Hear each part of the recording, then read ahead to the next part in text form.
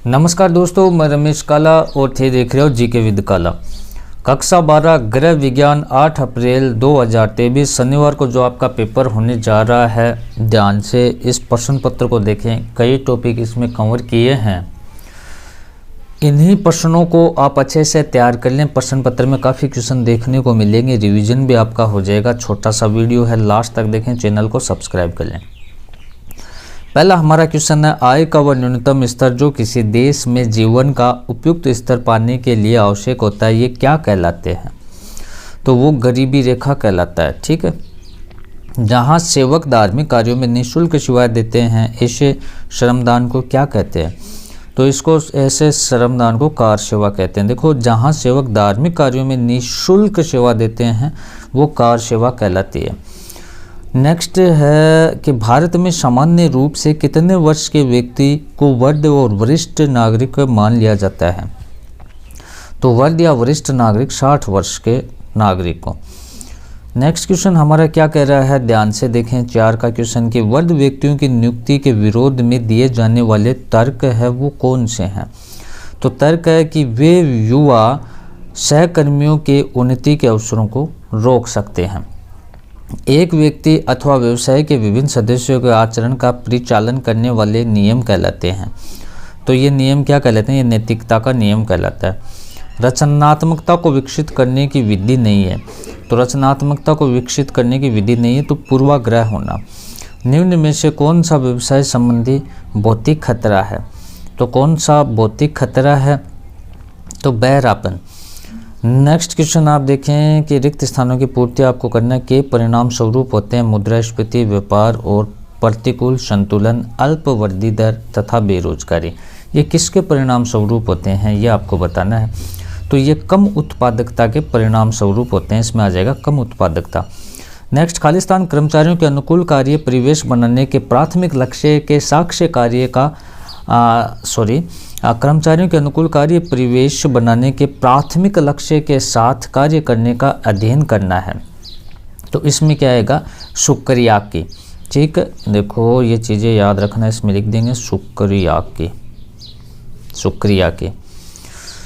तीसरा कि वह व्यक्ति होता है जो नए विचार को वास्तविकता का रूप देने का जोखिम उठाता है, वो एक उद्यमी व्यक्ति होता है। एक उद्यमी। एक मेरा व्लॉग चैनल है, इसी वीडियो के नीचे डिस्क्रिप्शन में उसका लिंक है, उसे भी आप जरूर सब्सक्राइब करें। स्वैच्छिक सेवा ऐसा आचरण है जिसमें व्यक्ति बिना किसी वित्तीय या भौतिक लाभ की प्राप्ति के उद्देश्य के लिए कार्य करता है। तो इसमें क्या आ जाएगा? तो दूसरों के लिए वो कार्य करता है। 5 का क्वेश्चन क्या कह रहा है कि भारत में जनसंख्या के एक बड़े भाग में दूसरे व्यवसायों के लिए व्यवसाय रहा है। तो वो कृषि का व्यवसाय रहा है, कृषि आ जाएगा इसमें। अब देखो महत्वपूर्ण क्वेश्चन, सभी क्वेश्चन देखने आपको, छोटे बड़े सारे क्वेश्चन है इसमें। नेक्स्ट क्वेश्चन हमारा क्या कह रहा है कि सभी मनुष्यों के लिए कार्य करता है। तो सभी मनुष्यों के लिए कार्य मुख्यतः दैनिक जीवन की अधिकांश गतिविधियां है। अधिकांश व्यक्ति कार्य क्यों करते हैं? कि अधिकांश व्यक्ति इतना धन अर्जित करने के लिए कार्य करते हैं कि उससे परिवार का खर्च चल सके, आराम, मनोरंजन, खेल, खाली समय के लिए समुचित व्यवस्था हो सके। गृहिणियों या माताओं के लिए किया गया कार्य क्या है? तो गृहिणियों या माताओं के लिए किया गया कार्य एक नैतिक कर्तव्य है और एक योगदान भी है।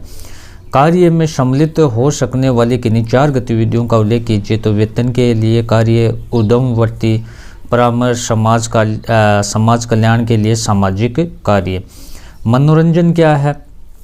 मनोरंजन वह गतिविधि है जो शरीर, मन अथवा आत्मा को आराम देती है और व्यक्ति को कठिन कार्य को राहत मिलती है। आय किसे कहते हैं? आय किसे कहते हैं कि लोग कार्य के बदले जो धन प्राप्त करते हैं ना, उसे आय कहते हैं। जीवन स्तर से क्या आशय है? तो जीवन स्तर सामान्यतः धन दौलत और आराम के स्तर भौतिक सामग्री और उपलब्ध आवश्यकताओं का वो द्योतक होता है। जीवन स्तर का उपयोग किसके लिए किया जाता है? तो जीवन स्तर का उपयोग प्राय क्षेत्रों अथवा देशों के परस्पर तुलना के लिए वो किया जाता है। नेक्स्ट, फिर हम छोटे क्वेश्चन कुछ और देखेंगे। तरल आहार का उदाहरण है, 4 ऑप्शन आपके पास हैं। तो सही ऑप्शन आपका है फलों का रस। नेक्स्ट है कि नरम आहार का उदाहरण है। तो नरम आहार का उदाहरण है उबकाई। ठीक है, सॉरी खिचड़ी, ठीक है, खिचड़ी, ध्यान रखें, 2 का देख रहे थे, नरम आहार है वो खिचड़ी है, दूध छा ये तो तरल में आ जाएंगे और ये खिचड़ी आ जाएगा। 3 का कह रहा है कि व्यक्ति को नरम आहार देने से जिस समस्या का खतरा कम से कम हो जाता है वो, देखो नरम आहार देते हैं तो अपचन भी नहीं होगी, पेट का फूलना भी नहीं होगा, उबकाई भी नहीं होगी, सभी हो जाएगा। नेक्स्ट, निम्न में से चिरकालिक रोग नहीं है वह है, निम्न में से चिरकालिक रोग नहीं है तो वह है हिज्जा। मृदु आहार नहीं होता तो एक आहारी संशोधन पूर्णतः नरम, आसानी से पचने वाला, उच्च वसा और मसाले युक्त दय हो जाएगा। पिछले दशक में शहरी भारतीयों के आहारों में उपयोग घट गया है तो रेशेदार पदार्थों का रोगी को भोजन देने का सबसे सही तरीका है, तो सही तरीका है मुंह से भोजन खिलाना, ठीक है। नेक्स्ट हम देखेंगे खालिस्तान वाले, पोषण खाद्य पोषकों और दूसरे पदार्थों के साथ शरीर द्वारा अपने पाचन अवशोषण का उपयोग का शोषण है, तो वो हो जाएगा विज्ञान। पोषण का विशेष क्षेत्र जो बीमारी के समय में पोषण से संबंधित है वह क्या कहलाएगा, नैदानिक पोषण कहलाएगा। नैदानिक पोषण प्रमाणित बीमारी वाले मरीजों के पोषण पर केंद्रित है, तो वो आ जाएगा प्रबंधक। पोषण औषध के पदार्थ हैं जो स्वास्थ्य के लिए होते हैं, लाभकारी होते हैं। ही रोगी की चिकित्सीय आवश्यकताओं जिसमें पोषण भी सम्मिलित हैं को पूरा करने के लिए मूल रूप से उत्तरदायी हैं, वो क्या कहलाते हैं, चिकित्सक कहलाते हैं। अब आपको ये थोड़े से क्वेश्चन और हैं, इनको आप देख लें। पोषण किस प्रकार का विज्ञान है, तो पोषण खाद्य पोषकों और दूसरे पदार्थों के साथ शरीर द्वारा उसके पाचन अवशोषण का उपयोग का विज्ञान है। समुचित पोषण के कोई 2 महत्वपूर्ण कार्य लिखने आपको, तो पहला हम लिख देंगे समुचित पोषण संक्रमण के रोधक क्षमता का सुरक्षा देता है, ये बीमारी से निपटने के लिए भी महत्वपूर्ण है। जब शरीर में पोषण पदार्थों की अपर्याप्तता होती है तो शरीर के लिए क्या क्या कठिनाई होती है, तो जब पोषण पदार्थों की अपर्याप्तता होने पर शरीर के लिए रोधक क्षमता, रक्षा तथा अंग के सुचारू रूप से कार्य करने में कठिनाई होती है। नैदानिक पोषण किसे कहते हैं, पोषण का विशेष क्षेत्र जो बीमारी के समय पोषण से संबंधित है, नैदानिक पोषण कहलाता है। नैदानिक पोषण किस पर केंद्रित रहता है, तो नैदानिक पोषण है वो प्रमाणिक बीमारी वाले मरीजों के पोषण प्रबंधन पर केंद्रित होता है। पोषण देखभाल प्रक्रिया का प्राथमिक केंद्र कौन सा है, तो मरीज पोषण देखभाल प्रक्रियाओं का प्राथमिक केंद्र होता है। नैदानिक पोषण विशेषज्ञ बीमारियों के प्रबंधन के लिए क्या भूमिका निभाता है, तो नैदानिक पोषण विशेषज्ञ बीमारियों के प्रबंधन के लिए चिकित्सा के आहार बताने, बीमारियों की रोकथाम, स्वास्थ्य को बढ़ावा देने की भूमिका निभाता है। पोषण औषध क्या है, ये चीज़ आपको बतानी है, तो पोषण औषध वे पदार्थ हैं जो स्वास्थ्य के लिए लाभकारी होते हैं।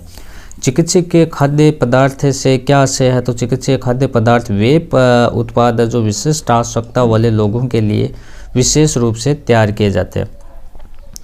पादप रसायन या जैव सक्रिय यौगिक खाद्य पदार्थों के लिए पाए जाने वाले किस प्रकार के अवयव होते हैं, तो ऐसे यौगिक खाद्य पदार्थों में पाए जाने वाले अवयव होते हैं जिनके शरीर में जैविक क्रियाशीलता होती है, स्वास्थ्य प्रभावित रहता है। नेक्स्ट और लास्ट क्वेश्चन हम देखेंगे कि चिकित्सीय पोषण और आहारी की सरोकार किसे कहते हैं, तो चिकित्सीय पोषण और आहारी की का सरोकार विभिन्न रोगों से पीड़ित मरीजों के लिए पोषण आवश्यकताओं और उन्हें उचित आहार सुलझाना है। तो इतने क्वेश्चन इस वीडियो में देखेंगे, बाकी और 2-3 वीडियो आएंगे उसमें देखेंगे, बड़े छोटे सारे क्वेश्चन देखेंगे। चैनल को सब्सक्राइब करके रखें, डिस्क्रिप्शन में मेरे व्लॉग चैनल का लिंक है उसे भी ज़रूर सब्सक्राइब करें। धन्यवाद दोस्तों।